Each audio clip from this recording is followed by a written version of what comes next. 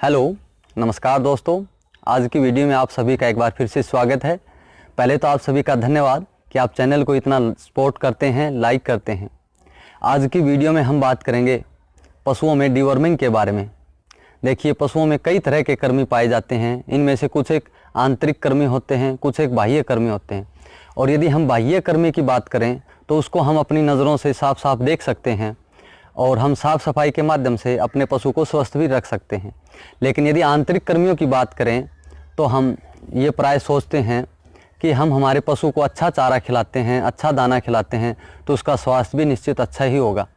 लेकिन यदि आपके पशु के शरीर में आंतरिक कृमि होंगे तो आपके पशु के शरीर को धीरे धीरे कमज़ोर बनाना शुरू कर देंगे, जिसके परिणाम स्वरूप आपका पशु दूध की मात्रा भी कम कर देता है। तो आज की वीडियो में हम ये जानेंगे कि कैसे हम ऐसे पशु की पहचान करें, क्या इसके लिए हम उपचार करें, या इसके उपचार का क्या तरीका रहेगा, या कौन सी दवाई हमने देनी है, या कौन सी दवाई हमने किस पशु को नहीं देनी होती है। तो देखिए, सबसे पहले हम यदि पहचान की बात करें तो इसके पहचान में मुख्य लक्षण जैसे पशु का जो गोबर है वो पतला और बदबूदार होता है, या पशु का पेट लटकना शुरू हो जाता है, या उसकी जो त्वचा है वो शुष्क हो जाती है, बाल उखड़ने शुरू हो जाते हैं, या पशु सुस्त रहने लग जाता है, या उसकी आंखों में गीद आना शुरू हो जाता है, या उसकी आंखों में लगातार पानी गिरता रहता है। तो इस प्रकार के जो संकेत हैं वो आपको देखने को मिलेंगे।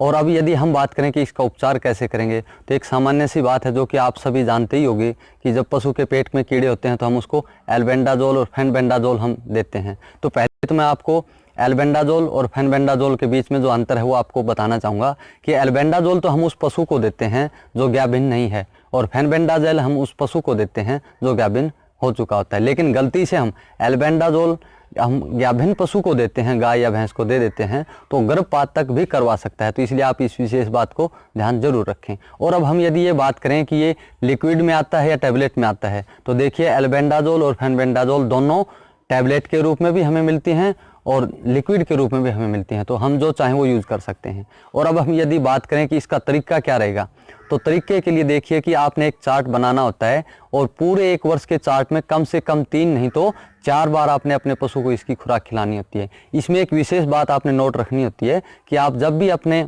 पशु का ये ट्रीटमेंट शुरू करें तो उसमें आपने जो पहली खुराक दी है ठीक उसके 15 दिन बाद आपने दोबारा से फिर यही खुराक आपने देनी होती है। क्योंकि जब हमने फर्स्ट जो खुराक दी अपने पशु को तो उससे जो पेट के कीड़े थे वो तो मर गए, लेकिन उसके जो अंडे हैं वो अभी उसके पेट में ही हैं। तो इसलिए 15 दिन बाद जब आप दोबारा उसको खुराक दोगे तो जो उन अंडों के जो कीड़े बनेंगे वो भी उससे ख़त्म हो जाएंगे। तो इस बात का आप विशेष ध्यान रखें, क्योंकि हम जनरली बैठते हैं जब आपस में बात होती है तो हम ये सोचते हैं कि हमने टैबलेट तो दी थी लेकिन अब भी उसका जो डाइजेशन सिस्टम वो पूरी तरह से अच्छा नहीं हो पाया है, तो इसका मतलब उसके पेट में कीड़े अभी बकाया हैं।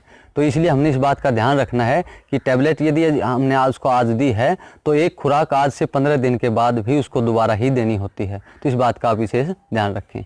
तो अब आपको ये ध्यान रखना है कि कौन सी दवाई देनी है और किस मात्रा में देनी है। तो इसके लिए आप अपने नज़दीकी डॉक्टर की सलाह ज़रूर लें कि आपने किस पशु को कौन सी दवाई देनी है और उसकी क्या मात्रा रखनी है। जैसे आपके घर में एक छोटी कटिया है तो उसको आपने कितनी मात्रा देनी है और कब देनी है, या आपके घर में बड़ी गाय या भैंस है तो उसको कितनी देनी है, या वो बड़ी गाय या भैंस है और वो गाभिन है तो उसको कौन सी दवाई देनी है और कितनी उसकी मात्रा रखनी है। तो इस प्रकार की जो सारी नॉलेज आप अपने नज़दीकी डॉक्टर से ज़रूर लें।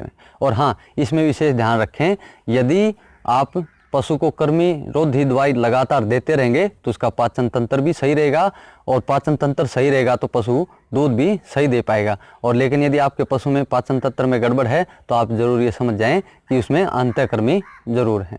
और यदि अंतःकृमि रहेंगे, आंतरिक कृमि उसमें रहेंगे तो वो प्रजनन तंत्र को तो प्रभावित करते ही हैं, साथ के साथ में डाइजेशन सिस्टम को भी प्रभावित करते हैं। तो दोनों ही मामले हमारे लिए काफ़ी महत्वपूर्ण हैं। तो इसलिए आप इसके विशेष महत्व देखते हुए अपने पशुओं में डिवॉर्मिंग जरूर करवाएं। तो उम्मीद है आज की वीडियो आपको पसंद आई होगी, और आपने इसको पसंद किया हो तो लाइक और शेयर